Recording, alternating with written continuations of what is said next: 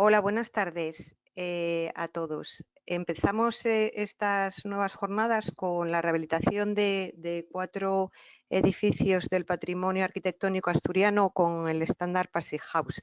Y para ello contamos con, tenemos el honor de contar con Iván Duque y Alicia Zamora, que son expertos en estándar Passage House, en arquitectura bioclimática y en bioconstrucción. Cuando queráis, muchísimas gracias. Bueno, muchas gracias. En primer lugar, buenas tardes a todos. Dar las gracias al Colegio de Arquitectos y en especial a Marta Pujades por invitarnos a participar en este ciclo sobre rehabilitación. En segundo lugar, bueno, ya nos ha presentado, pero bueno, yo soy Alicia Zamora, mi compañero Iván Duque, y formamos el estudio Duque y Zamora Arquitectos. Ya llevamos 12 años trabajando y desde el principio hemos enfocado nuestros trabajos hacia la sostenibilidad, hacia la realización de edificios de consumo energético casi nulo y con el objetivo de alcanzar estándares de construcción muy exigentes, como sería este caso, el estándar Passage House. Tenemos el estudio en Avilés y trabajamos por Asturias y en toda Asturias y en los proyectos que nos van saliendo por España. Y nada, y tras esta presentación comenzamos la charla propiamente dicha.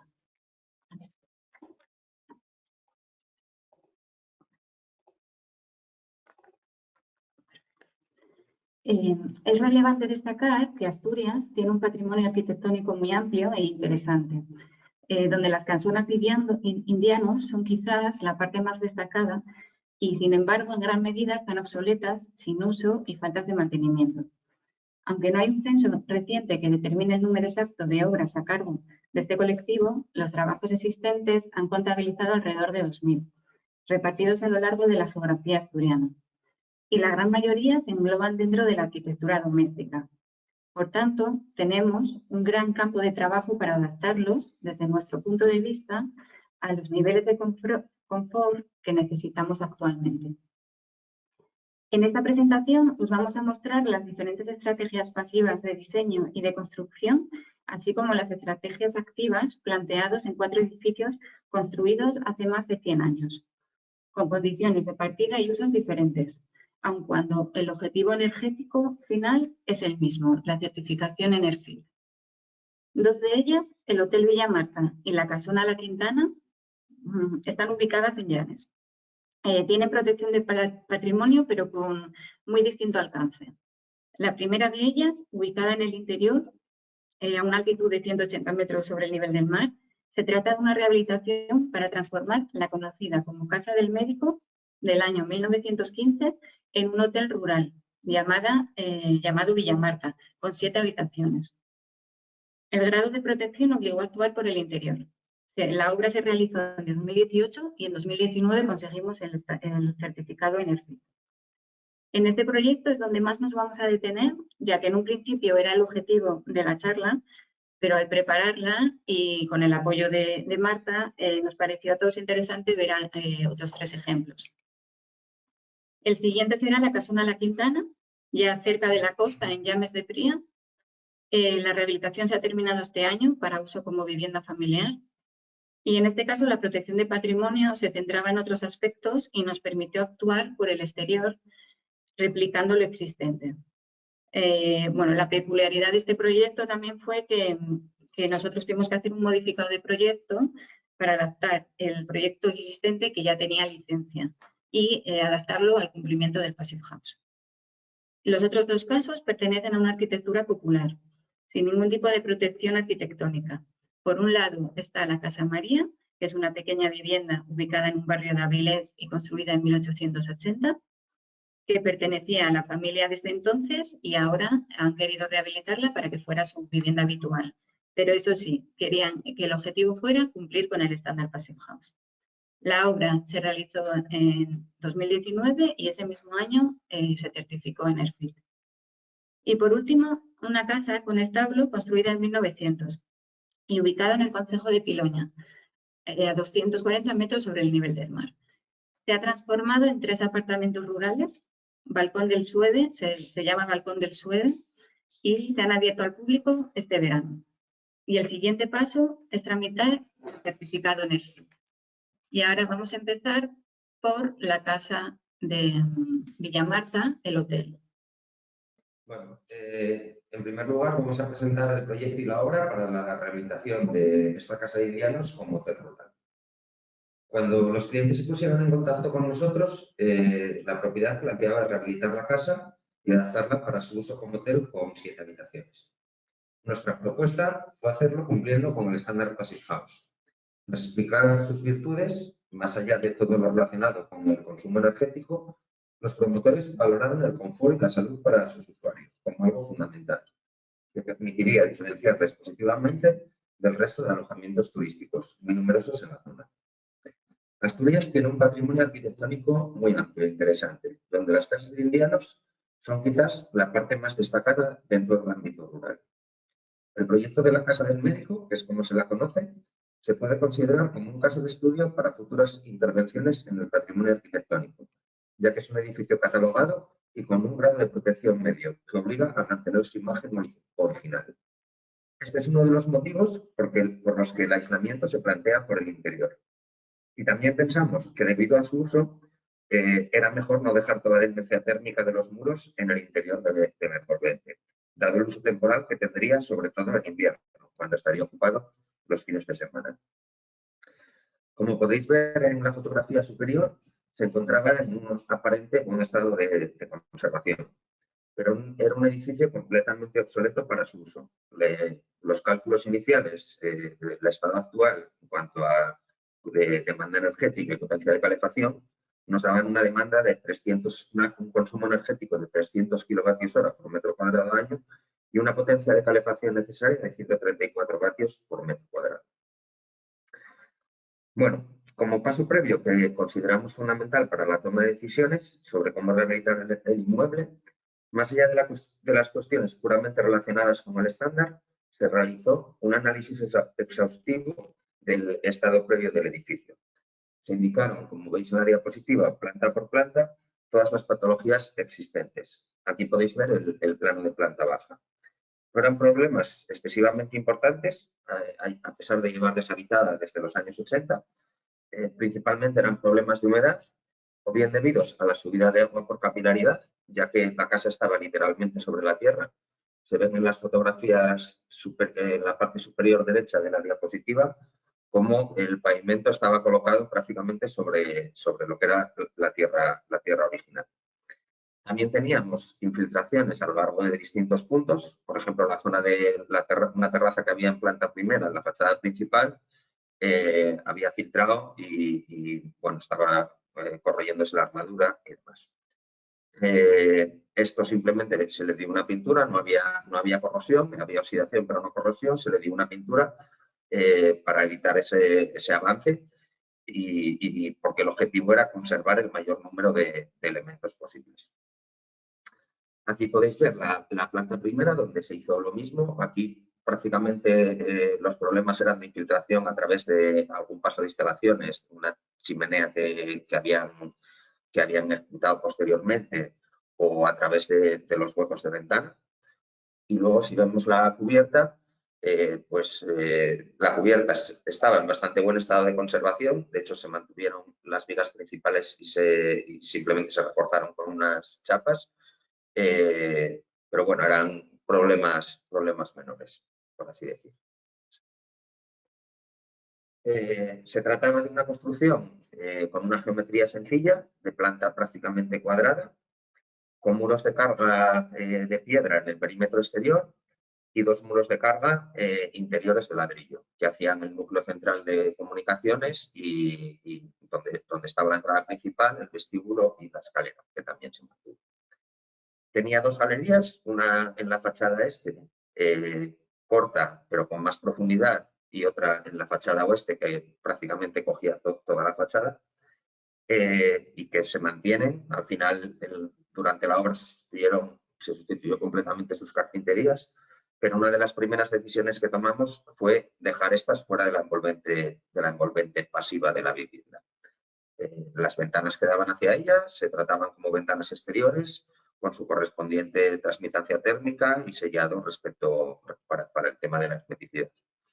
Esto era debido a que si las hubiéramos sustituido por unas carpinterías que cumplieran con las exigencias del estándar, hubiéramos desvirtuado su imagen. Tenían además la típica apertura en guillotina, que considerábamos que no iba a ser factible que cumpliera esas condiciones de estanquidad, con lo cual eso se dejó como espacios auxiliares anexos a las habitaciones. Los forjados de entreplanta y de cubierta, como se puede ver en las fotografías, una vez se había quitado el falso techo, son de estructura de madera y se encontraban en buen estado. Se mantienen tal cual, simplemente se refuerza o se sustituye puntualmente algún elemento. Y al ser elementos lineales de madera, como la madera tiene una baja conductividad, nos facilitaba la rehabilitación por el interior. Luego veréis fotos de ese encuentro, ya que los puentes térmicos con las vigas de madera eran asumibles en el cálculo energético. Aquí veis las plantas del estado reformado.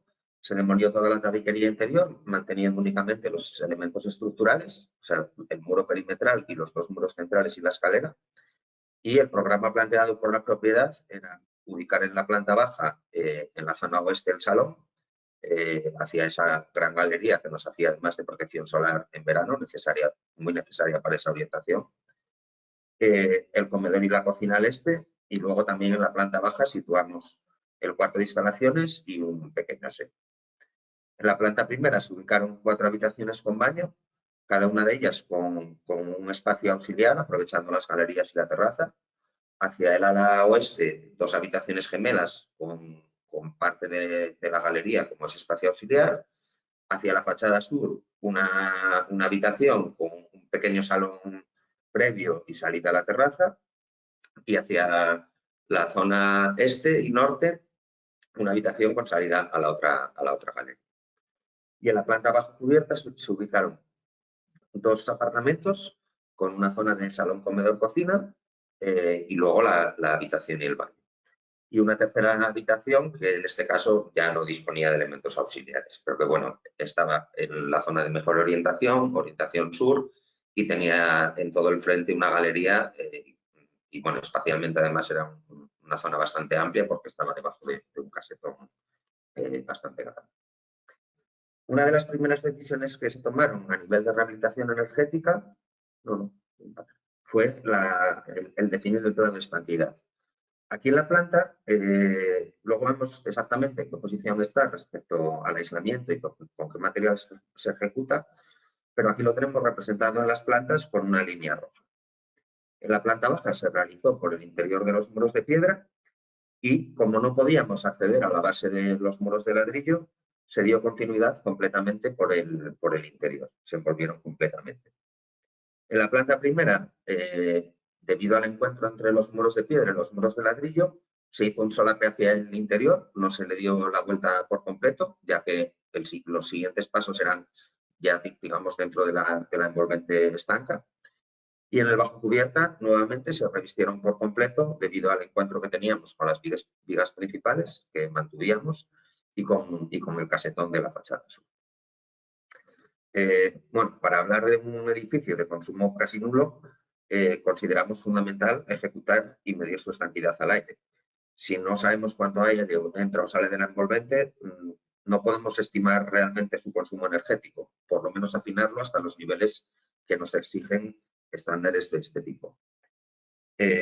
Además, si pasa el aire a través de las juntas del aislamiento, el lambda que estamos considerando no se corresponde, o sea que nos parece una parte fundamental. En el proyecto y la obra se aplicaron los 5 principios constructivos básicos del estándar, que garantizan no solo el nivel de consumo muy bajo, sino también un alto nivel de confort y un ambiente interior saludable. En primer lugar, el aislamiento térmico, que tiene que ser continuo y libre de puentes térmicos y cuyo espesor depende del clima. Se planteó en el suelo mediante 10 centímetros de XPS sobre la solera, más 2,5 centímetros del sistema de suelo radiante, que se puso suelo radiante solo en la planta baja. En las paredes se colocaron 3 capas de 4 centímetros de aislamiento, la primera casi continua y la segunda y la tercera entre rastreles, y en la cubierta 19 centímetros de aislamiento. 10 entre vigas, 5 sobre ellas y 4 en el trasdosado. Luego entraremos en detalle, pero bueno, el planteamiento era ir de menos a más hacia el suelo. Tenemos menos pérdidas energéticas y como el calor sube, siempre es recomendable que la zona mejor aislada esté encubierta. También pensando en el confort interior en verano, ya que el plano de cubierta, al estar el sol alto, tiene una incidencia de la radiación solar muy importante. La estanquidad al aire en el suelo se resolvió con una solera de hormigón de 10 centímetros de espesor y en las paredes y en el techo mediante una lámina. Por otro lado, se colocaron ventanas de altas prestaciones, es el punto más delicado, tanto a nivel de eficiencia energética, o sea, bueno, sobre todo a nivel de estanquidad al aire. Tiene triple junta de estanquidad, la carpintería, y a nivel de aislamiento térmico tiene triple vidrio con 2 bajos emisivos y cámara de carbono. Tenemos unas ventanas con una U del marco de 1,3 y la U del vidrio anda entre 0,5 y 0,6 dependiendo de algunas zonas que tenemos vidrio laminar. Y como quinto elemento fundamental del estándar tenemos una ventilación mecánica con recuperador de calor que realiza una gestión energéticamente eficiente de la ventilación necesaria de la vivienda. Realiza la ventilación, pero no pierde todo el calor que tenemos en la casa. Tiene un rendimiento de recuperación de en torno al 90%, con lo cual, con unos hipotéticos 20 grados interiores y 0 grados exteriores, a lo largo de ese intercambio la temperatura de impulsión está en torno a 18. Además, permite una calidad óptima del aire en todo momento, manteniendo los niveles de CO2 por debajo de 1000 partes por millón, que es lo que recomienda la OMS para estancias prolongadas. Esto era algo a tener en cuenta en un sitio que iba a ser un hotel, que iba a ser donde iba, digamos, a dormir la gente. Y de hecho se instalaron sensores de CO2 que interactúan con el caudal de ventilación para que esos niveles se cumplieran en todo. Bueno, vemos aquí ya un poco en detalle los distintos encuentros de la vivienda. Tenemos el suelo de planta baja, que como dije anteriormente está prácticamente sobre el terreno. Lo primero que hicimos fue un vaciado completo. Como teníamos que mantener los niveles de los huecos exteriores y también teníamos que solucionar el problema de capilaridad, lo que hicimos fue una excavación y se planteó una solera mediante cavities. Podéis ver ahí la transmitancia térmica que tenemos hacia el terreno, que no es excesivamente baja. Simplemente colocamos esos 10 centímetros de aislamiento con un valor de 0,31. Y la línea de estanquidad se plantea con la solera de hormigón, considerando su cara superior. Sobre ella se sellará la lámina de fachada.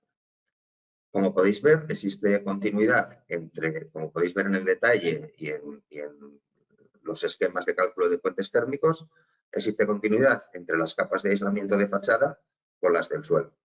Es fundamental que tanto la estanquidad al aire como el aislamiento térmico sean continuos y envuelvan completamente el edificio. Se calculó el puente térmico, que daba un valor de 0,06 y el estándar Passive House nos obliga a computar los que tienen valores superiores a 0,01. Por debajo de esto consideran que es despreciable. Y este puente térmico, que es un puente térmico lineal, se introdujo en los cálculos energéticos multiplicándolo por la longitud de todo su perímetro. En el encuentro con los muros interiores de fábrica de ladrillo, que también eran muros de carga, el puente térmico era bastante más alto, era de 0,21, porque no podíamos añadir más de 4 centímetros de aislamiento en el trasdosado interior, ya que esto afectaba al ancho de la escalera que teníamos que conservar y no podíamos reducirlo más. Aquí tenemos el encuentro con los forjados intermedios, que como dije antes, al ser estructura de madera, debido a su baja conductividad, resulta factible que el aislamiento se interrumpa por las vigas.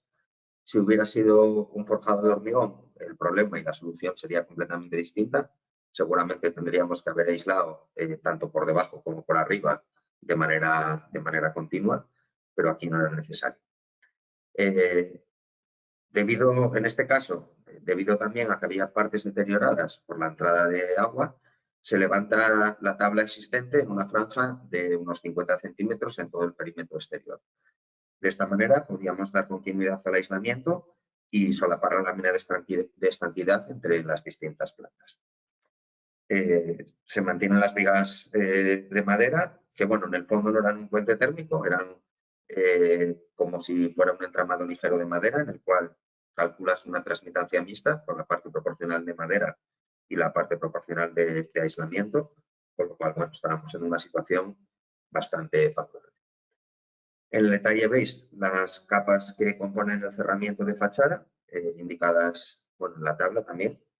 En este caso la conductividad baja a 0,24 y lo que se planteó fue sobre la cara interior del muro 2 capas de aislamiento de 4 centímetros de espesor. La primera prácticamente continua, ya que solo se interrumpía por unos tornillos especiales que permitían regular y aplomar los rastreles verticales que iban en la segunda capa. Y luego, posteriormente, se colocó la lámina de estanquidad al aire y de control de vapor. Al aislarse por el interior, también tenía esa función de control de vapor para evitar condensaciones.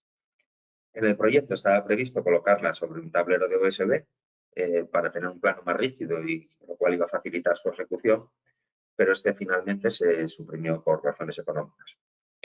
De todas formas, bueno, se fijó a los rastreles verticales que teníamos y funcionó. Y luego la tercera capa de aislamiento entre rastreles horizontales y a los que se fija el pladur y por los que se pasan todas las instalaciones. Seguimos una regla sobre la posición de la línea de estanquidad respecto a las capas de aislamiento. Es recomendable que como máximo 1/3 del espesor de aislamiento esté antes de la línea de estanquidad y 2/3 tras ella. Esto es debido a lo que comentaba antes, que para garantizar que el aislamiento funciona correctamente y los cálculos energéticos se cumplen, el aire no puede atravesar las juntas y esta es la proporción máxima que, digamos, se considera aceptable.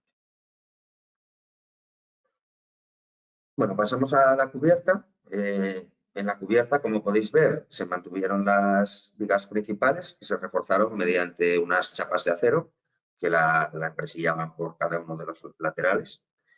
En principio estaba pensado mantener los pontones existentes, colocando uno nuevo entre cada tramo de estos, ya que se encontraban muy separados, pero al final en obra se vio que había bastantes deteriorados y finalmente se decidió sustituir todos. En el proyecto se preveía que las vigas quedaran vistas por el interior, por eso cuando se realizó el desmontaje y antes de empezar a colocar los pontones, se pasó esa lámina que veis en la fotografía para darle continuidad y luego solapar con la lámina que iba a ir bajo esos pontones. Ahí puede verse el detalle constructivo y su ejecución.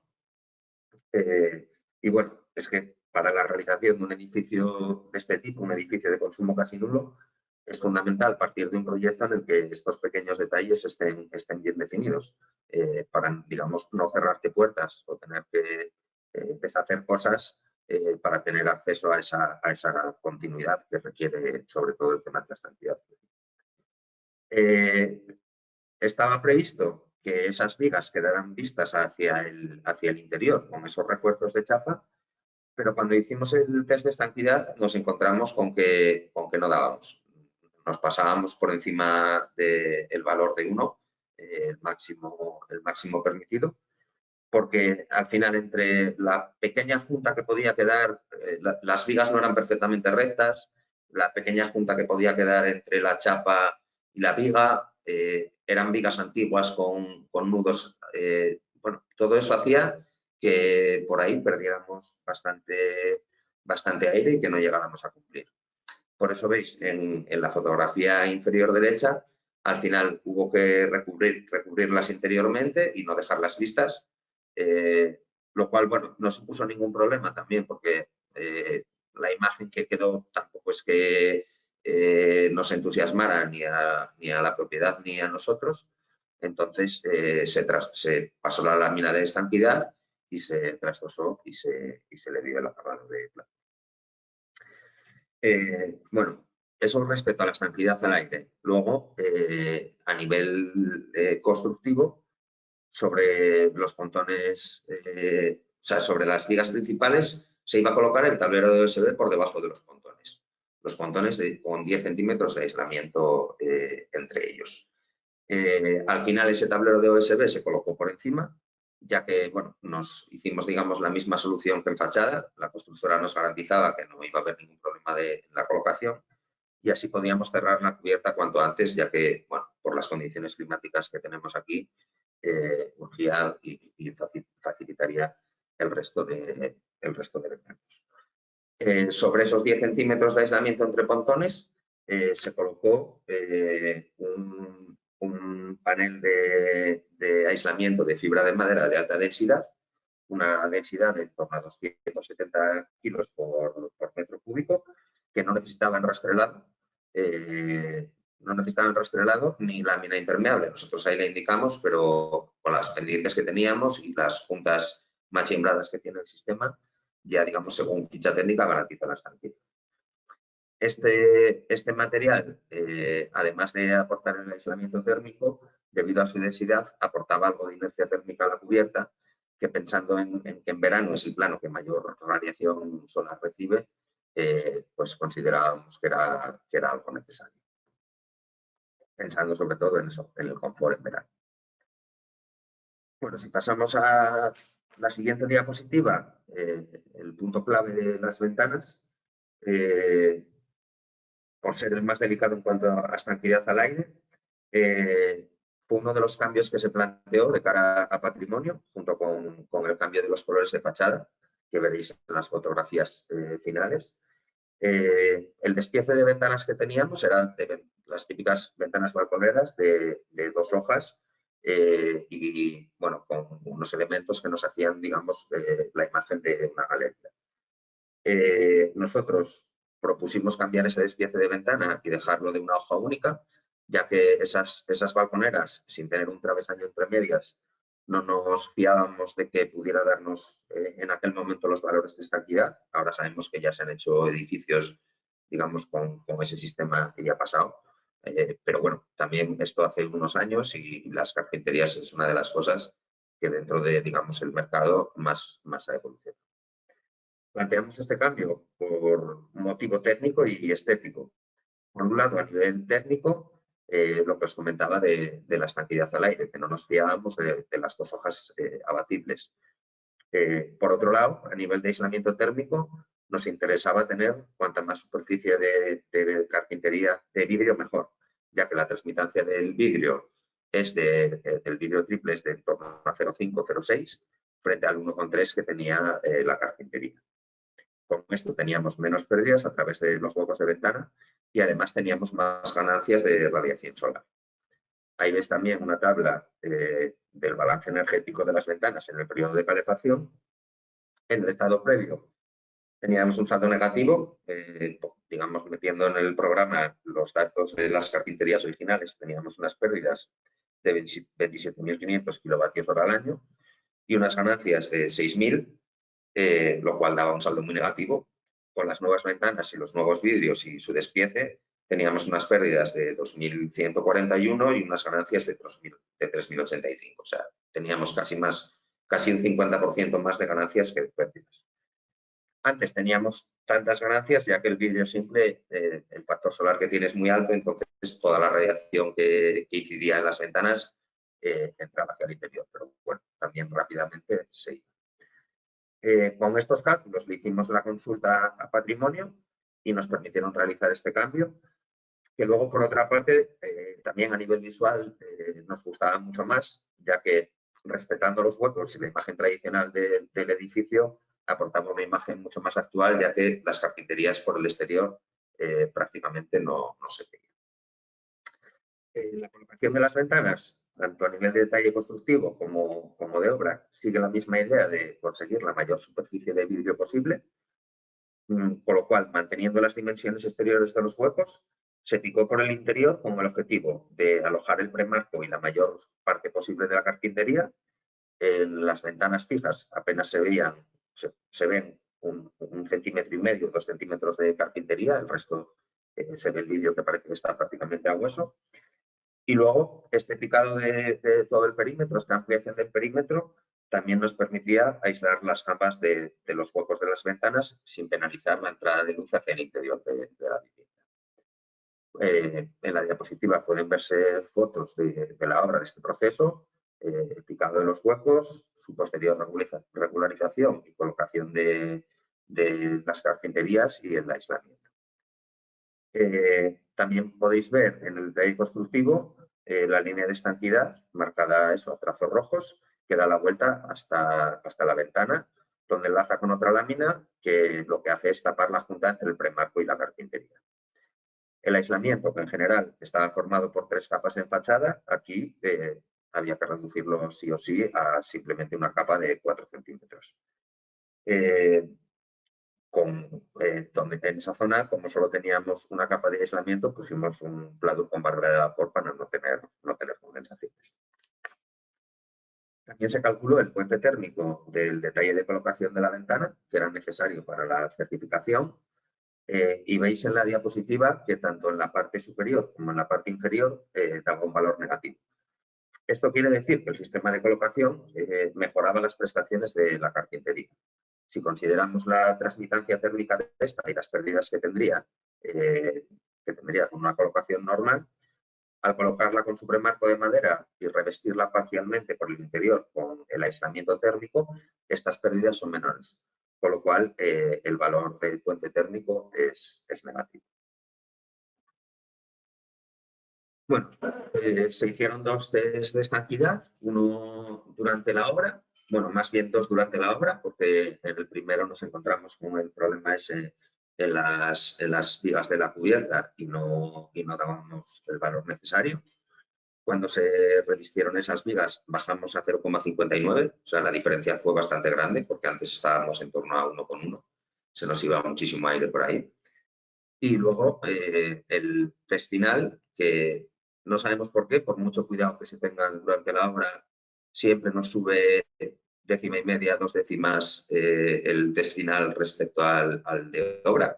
Dio un resultado de 0,75, que bueno, tenía margen suficiente respecto al 1 para poder certificar. Iván, perdona. Sí. Disculpa que te interrumpa. Es que Daniel García hace una pregunta que viene un poco a colación, entonces, si te parece, te la leo.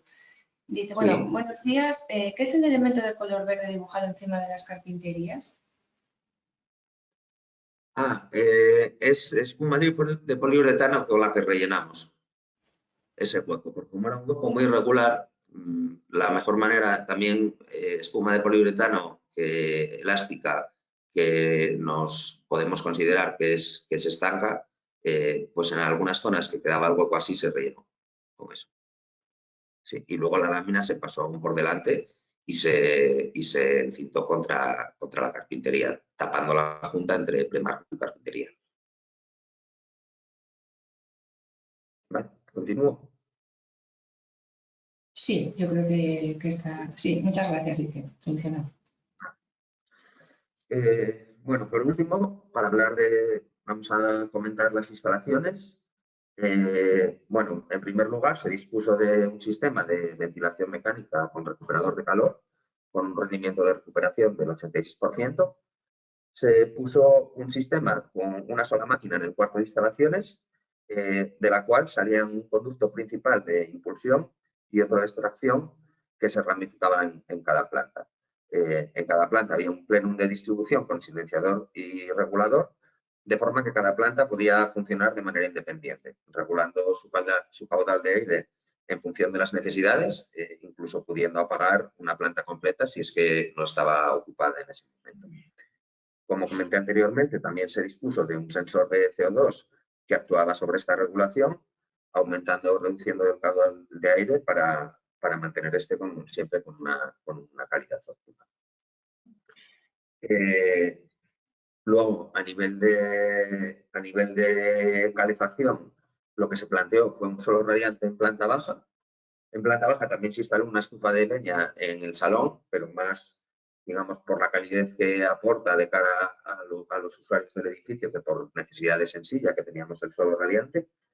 Y luego en las plantas primera y en la planta bajo cubierta se planteó una climatización con aire mediante 2 baterías de poscalentamiento aire-agua, alimentadas mediante la bomba de calor.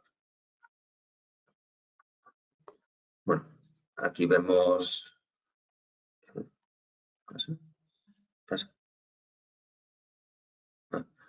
Bueno, aquí vemos los resultados finales con una demanda de calefacción de 15 kilovatios hora por metro cuadrado año, una potencia de calefacción necesaria muy baja y bueno, el coste la verdad es que fue una obra que encajó bastante bien de precio, todavía no habíamos sufrido los aumentos exagerados de los últimos años. La obra se terminó en noviembre de 2018 y al año siguiente obtuvo el certificado Energy.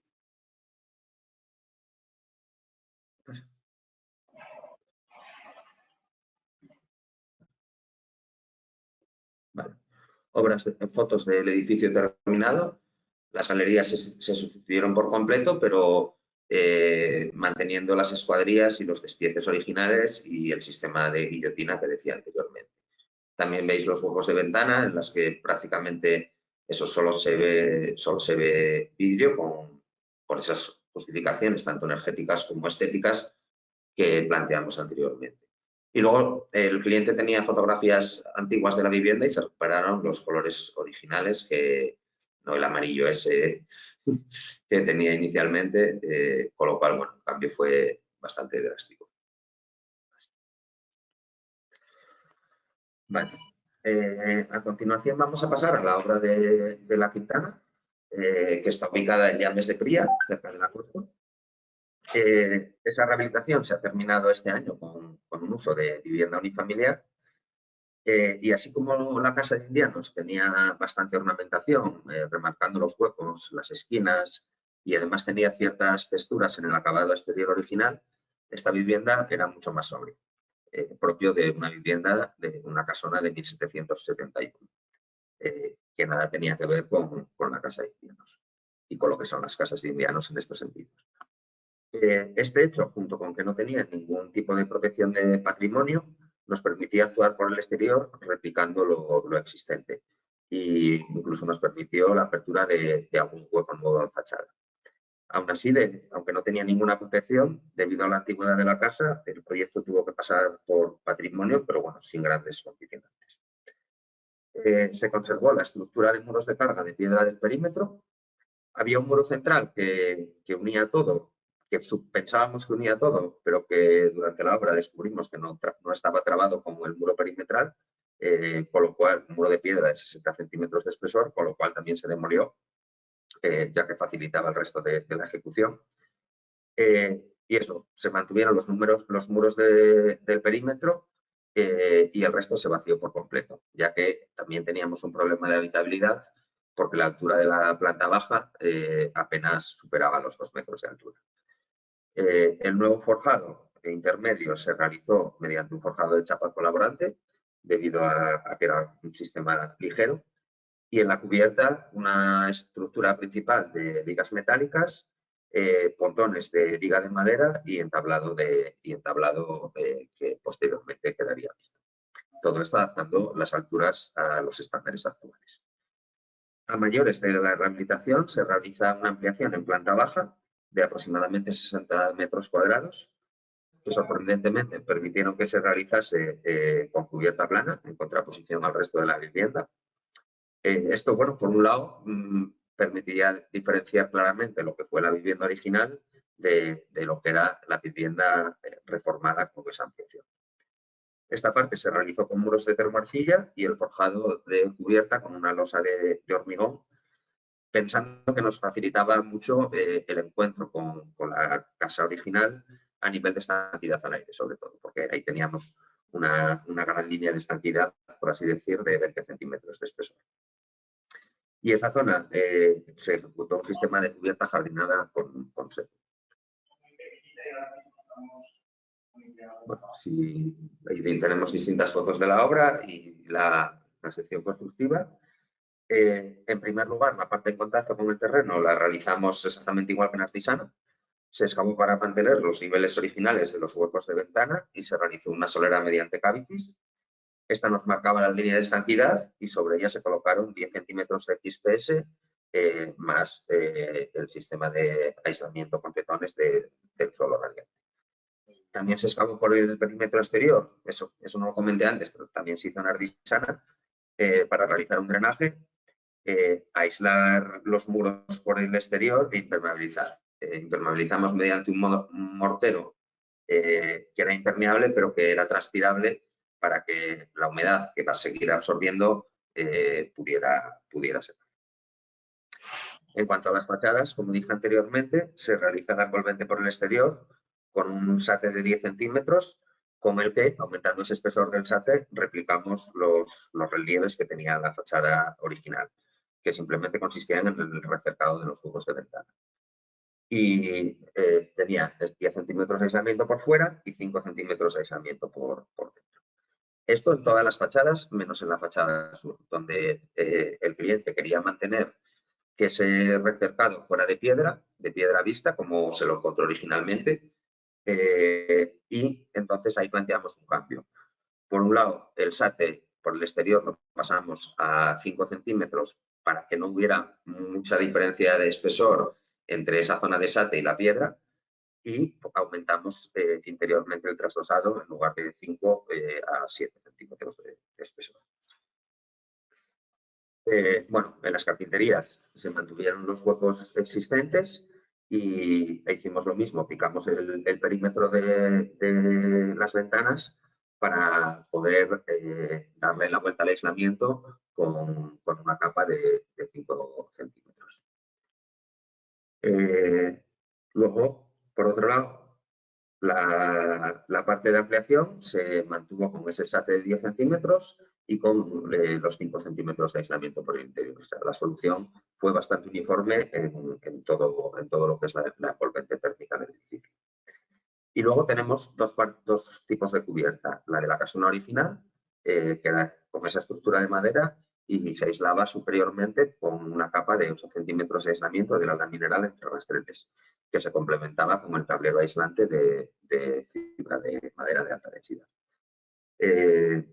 Bueno, por lo que comenté anteriormente, el tema de la inercia térmica que aportaba y que podíamos hacer un elemento continuo y no necesitaba un enrastrelador. La parte de la ampliación se planteó una cubierta invertida con 6 centímetros de XPS sobre la losa y sobre ella se colocó el sistema de cubierta jardinada por sello. Y bajo la losa se colocaron otros 7 centímetros de aislamiento. Bueno, la estanquidad se resolvió por el interior de los muros de piedra y de los bloques de termoarcilla con una carga de yeso, y utilizamos además un yeso pensado para tarfín que nos garantizaba la estanquidad con una capa de tan solo 6 milímetros. Con los yesos convencionales la capa mínima tiene que ser en torno a 15 milímetros, a partir de ahí para arriba. Y a tenor de los resultados, en la estanquidad de un 0,61 pues ha funcionado muy bien. En los encuentros complicados, como podéis ver así en alguna foto, los encuentros con carpintería o los encuentros con el suelo y demás, se utilizó pintura estanca. Estas pinturas, como por ejemplo el Blue Waterproof, son productos que han salido recientemente o por lo menos han empezado a comercializarse aquí recientemente y funcionan muy bien dada su facilidad de puesta en obra y luego que es capaz de rellenar superficies irregulares y demás. Por ejemplo, en Ardisana todavía esto no lo conocíamos y no era algo tan convencional. Así que estos encuentros se solucionaron mediante láminas que requieren una ejecución bastante más cuidadosa. Y luego la estanquidad en cubierta, como en el tablado que daba visto, se colocó sobre este. Se puede ver en el detalle que se interrumpía de manera muy puntual ese entablado para hacer el paso del interior al exterior. Era otra de las cosas que tenían que planificarse en obra, hacer parte del entablado, dejar la lámina colgando hacia el interior, luego continuar con el resto, para esa lámina solaparla con la carga de yeso. Y bueno, para terminar con esta parte, respecto a las instalaciones, pues se planteó nuevamente, o sea, como no, una ventilación con recuperador de calor, y en este caso, para de calefacción, se fue a un sistema de suelo radiante en planta baja y en planta primera, en el bajo cubierta no, asociado a una bomba de calor de 6 kilovatios. Bueno, tenemos algunas fotos del edificio terminado, con, por ejemplo, en la vista, en la foto superior a la izquierda, se ven esos recercados de piedra originales que quedaban algo remetidos respecto al SATE. La ampliación al final se ejecutó en el mismo material. Estaba previsto inicialmente que eso fuera una fachada ventilada de madera, pero bueno, por cuestiones económicas se simplificó y se uniformizó todo. Y luego la otra fachada es la fachada norte, donde se replicó el remarcar los huecos perimetrales de ventana, como estaba originalmente. La demanda de calefacción con estas soluciones se situó en 17 kilovatios hora metro cuadrado año. El test de blower door, al final, este sí bajó a 0,48 renovaciones hora, y el coste total por metro construido aquí se disparó, porque esta es una rehabilitación ya, digamos, con los precios que hemos tenido en los últimos tiempos. Por así. Iván, perdona. Sí. Sí, una pregunta, disculpa. Daniel nos pregunta, ¿en la ampliación la estructura del forjado es mediante losa de hormigón? Sí, se hizo una losa. En la parte de vivienda de lo que era la casona, el forjado de chapa colaborante, y en lo otro, que tenía una luz muy pequeña, de 3,5 metros, se hizo mediante losa por el tema de la estanquidad al aire, sobre todo. Nos facilitaba esos encuentros, el encuentro con la fachada de la casa original.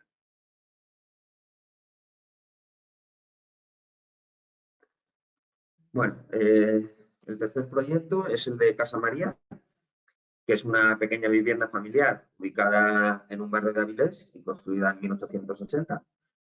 Había pertenecido a la familia desde entonces y tras una herencia, una pareja y sus niños la querían transformar, pero cumpliendo en el objetivo de certificarla Massive House, certificarla en el FIC, como finalmente fue. Terminamos la obra en 2019 y en mayo de ese año se consiguió la certificación. Se trata de una rehabilitación integral y ampliación de una vivienda compacta de planta baja y planta primera. Bueno, lo de rehabilitación, nosotros consideramos que, aunque a nivel administrativo se trata de una rehabilitación, desde nuestro punto de vista es más una intervención sobre una serie de preexistencias que determinan el proyecto desde su inicio y estableciendo una implantación y unas trazas dadas, en el que se reutilizaron todos los elementos que fue posible conservar, pero en el que la imagen final, el resultado final, no tiene nada que ver con la fotografía que veis en estos momentos.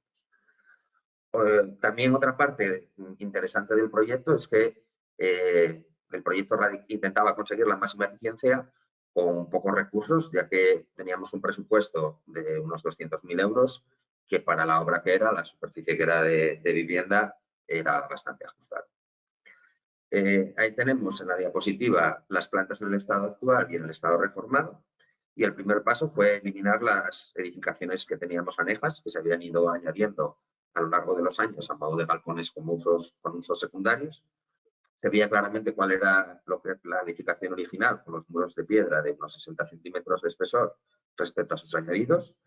Y a partir de aquí se planteó el programa de la vivienda en lo que originalmente era la vivienda y la cuadra. Y se realizó una ampliación destinada al garaje. En planta baja se situó en una zona prácticamente diáfana, salón, comedor y cocina, una habitación y un baño, y arriba 3 habitaciones con 2 baños, planteando las estancias hacia la fachada sur y las circulaciones, el núcleo de escaleras y cuartos de baño, instalaciones y demás hacia la fachada norte.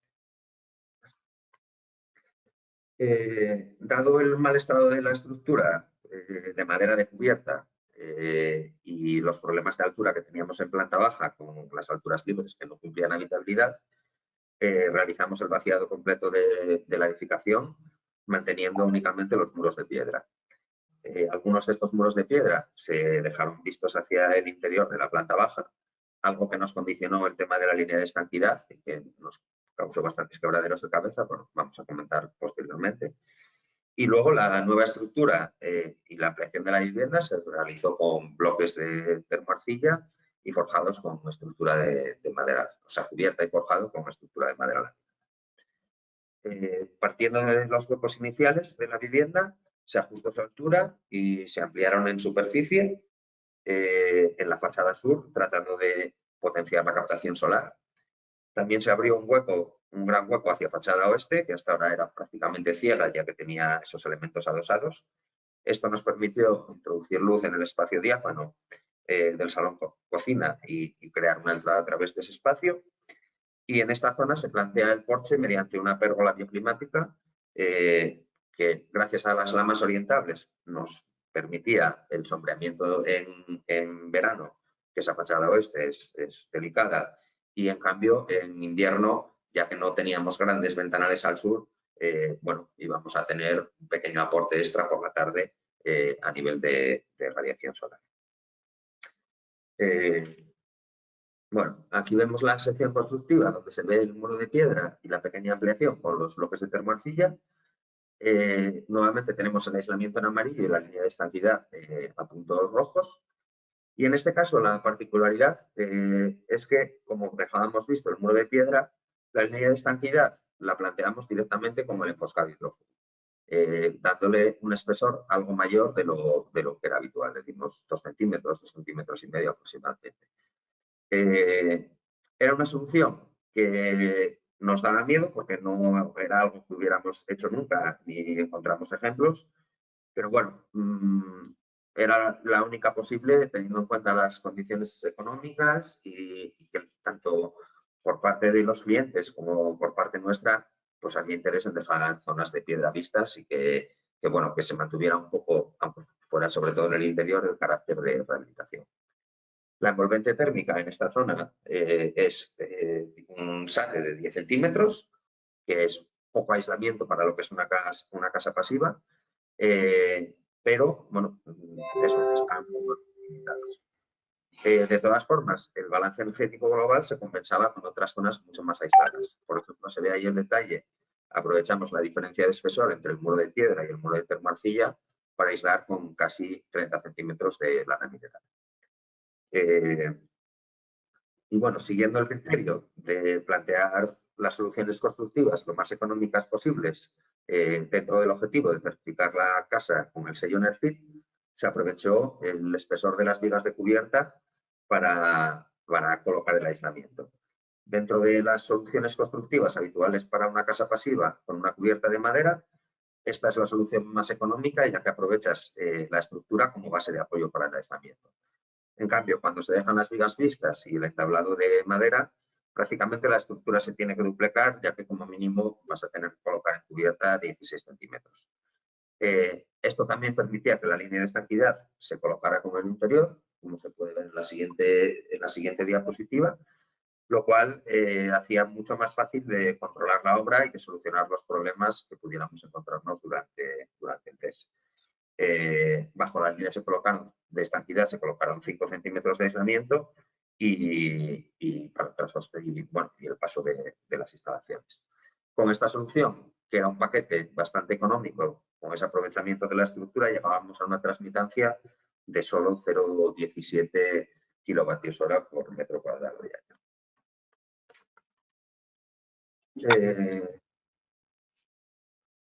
Bueno, por último, respecto a las instalaciones, en esta vivienda no nos fuimos a un solo radiante, tenemos simplemente la ventilación con recuperador de calor, con una batería de poscalentamiento del aire.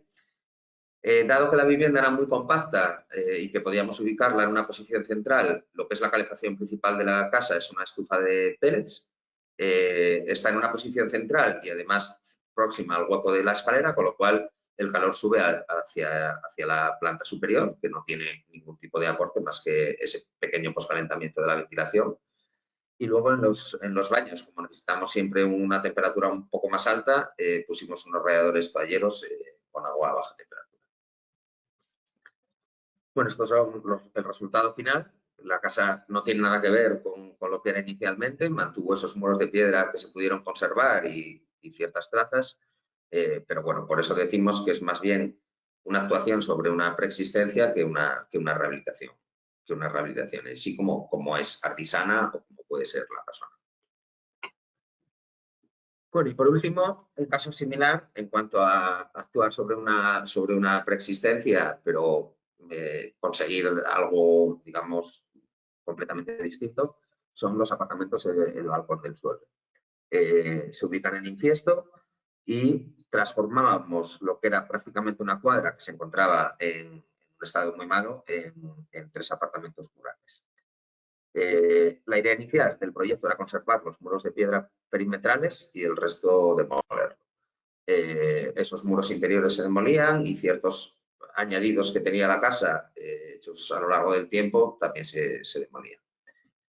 La práctica de la obra fue que al final esos muros se demolieron por completo porque estaban desplomados, había bastantes panzas y lo que se hizo fue reutilizar la piedra y volver a componerlos, digamos, en el trazado original de la casa. O sea, recuperar un poco esa persistencia y utilizar el material que teníamos allí.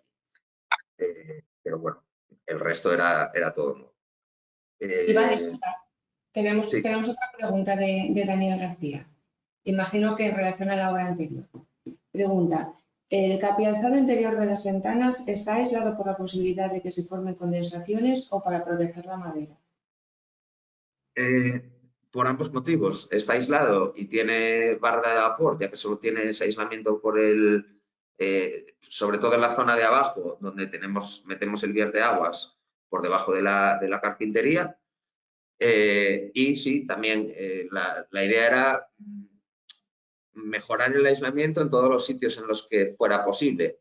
Como ahí teníamos el muro de piedra y solo teníamos esos 10 centímetros fuera, pues para mejorar ese encuentro de ventanas se aisló con ese trasdosado y se realizó como una caja de madera que remarcaba interiormente esos muros. O sea, quedaba la piedra y digamos, ese marco de madera que tapaba ese aislamiento.